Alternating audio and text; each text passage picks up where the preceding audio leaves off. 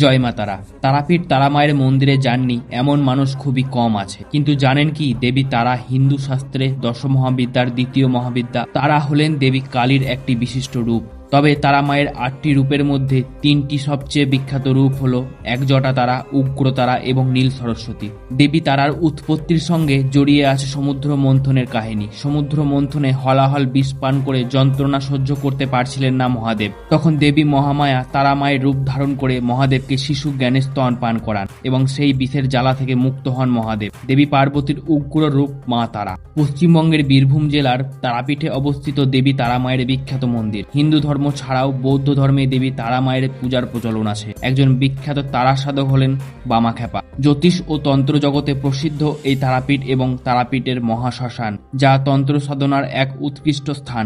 কারণ এই শ্মশানেই জীবন আর মৃত্যুর পটভূমি নিত্য রচনা করে চলেন দেবী তারা মা।